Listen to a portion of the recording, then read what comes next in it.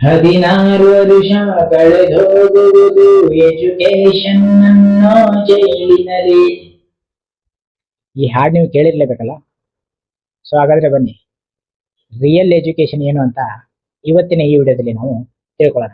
So education ಅಂದ ತಕ್ಷಣ ನಮ್ಮ ತಲೆಗೆ ಬರೋದು ಸ್ಕೂಲು, ಕಾಲೇಜು, ಅಥವಾ ಬುಕ್ಸು, ಅಥವಾ ಮಾರ್ಕ್ಸ್ ಕಾರ್ಡ್ಸು, ಅಥವಾ ಡಿಗ್ರಿಗಳು, ಇಲ್ಲಾಂದ್ರೆ ಲಾಸ್ಟ್ ಅಲ್ಲಿ ಜಾಬ್ಸು, ಆ ಜಾಬು, ಈ ಜಾಬು, ಬಿಸ್ನೆಸ್ ಅಂತ.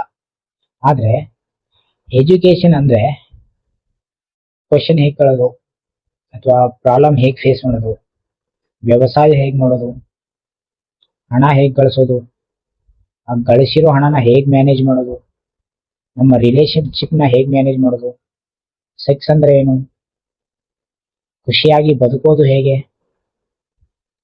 ನಮ್ಮ ದೇಶ ಯಾಕೆ ಹೀಗಿದೆ, ನಮ್ಮ ಸಿಸ್ಟಮ್ ಯಾಕೆ ಹೀಗಿದೆ, ನಮಗೆ ಸ್ಟ್ರೆಸ್ ಯಾಕೆ ಆಗುತ್ತೆ, ನಮ್ಮ ಹೆಲ್ತ್ ಯಾಕೆ ಸರಿ ಇಲ್ಲ, ನಮ್ಮ ಫುಡ್ನಲ್ಲಿ ಕೆಮಿಕಲ್ಸ್ ಯಾಕಿದೆ,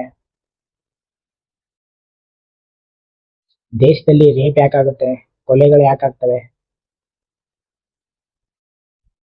ಇನ್ನೊಬ್ಬರ ಜೊತೆ ನಾವು ವ್ಯವಹರಿಸುವಾಗ ಅವ್ರಿಗೆ ಯಾಕೆ ರೆಸ್ಪೆಕ್ಟ್ ಕೊಡಲ್ಲ, ಅವ್ರು ಯಾವ ಧರ್ಮದವನು ಅಂತ ನಾವು ಯಾಕೆ ಯೋಚನೆ ಮಾಡದೆ ಚೆನ್ನಾಗಿ ಅವ್ರನ್ನ ಟ್ರೀಟ್ ಮಾಡಲ್ಲ, ಇನ್ನೊಬ್ಬರ ಮುಂದಿನ ವ್ಯಕ್ತಿಯನ್ನ ನಾವು ಮನುಷ್ಯತ್ವದ ರೂಪದಿಂದ ಯಾಕೆ ನೋಡಲ್ಲ. ಸೊ ರಿಯಲ್ ಎಜುಕೇಶನ್ ಅಂದ್ರೆ ಈ ಎಲ್ಲ ಹಲವಾರು ಪ್ರಶ್ನೆಗಳನ್ನ ನಾನು ಏನ್ ಕೇಳಿದೆ ಈಗ, ಅವನ್ನೆಲ್ಲ ಅರ್ತಿರ್ಬೇಕು ಅಂದ್ರೆ ಒಬ್ಬ ಪರಿಪೂರ್ಣ ಮನುಷ್ಯತ್ವ ಆಗಿ ನಮ್ಗೆ ಮಾರ್ಪಾಡಾಗಲು ನಮ್ಮನ್ನ ಆ ಕಲಿಕೆ ಹೆಲ್ಪ್ ಮಾಡಬೇಕು. ಅದು ಯಾವ ಶಿಕ್ಷಣ ಅಥವಾ ಯಾವ ಕಲಿಕೆ ಹೆಲ್ಪ್ ಮಾಡುತ್ತೋ ಅದೇ ರಿಯಲ್ ಎಜುಕೇಶನ್. ಆದ್ರೆ ನೀವು ಎಜುಕೇಟೆಡ್ ಅಂತ ನಾವು ಹೇಳ್ಕೊಂಡು ತಿರುಗಾಡ್ತಾ ಇರ್ತೀವಿ.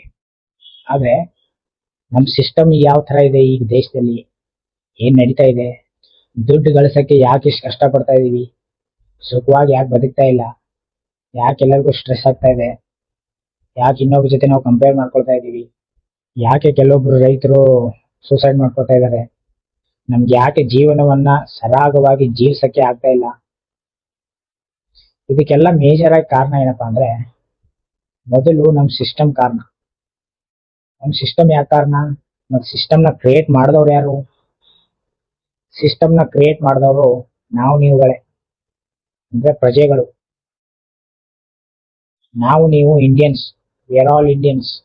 ಆದ್ರೆ ನಮ್ಗೆ ಯಾವ ತರ ಬಿಹೇವ್ ಮಾಡ್ಬೇಕು ಅನ್ನೋದೇ ಗೊತ್ತಿಲ್ಲ, ಬೇಸಿಕ್ ಸೆನ್ಸೇ ಇಲ್ಲ. ದೇಶದಲ್ಲಿ ರೇಪ್ ಆಗ್ತಾ ಇದ್ರೆ ಆ ರೇಪ್ ಮಾಡ್ತಾ ಇರೋನ್ಗೆ ಸೆಕೆಂಡ್ ಥಾಟೇ ಬರಲ್ಲ. ಇಲ್ಲಿ ಸೆಕೆಂಡ್ ಥಾಟ್ ಅಂದ್ರೆ ಏನು,